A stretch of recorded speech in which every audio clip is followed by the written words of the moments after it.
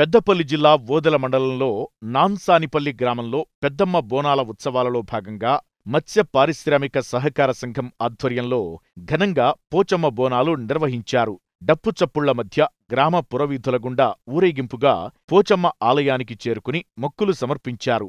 పోచమ్మ తల్లి, పెద్దమ్మ తల్లి దయతో గ్రామం చల్లగా ఉండాలని కోరుకున్నారు. అలాగే తరువాత రోజు సాయంత్రం గ్రామంలో పెద్దమ్మ ఆలయానికి చేరుకుని బోనాలు, మొక్కులు సమర్పించారు.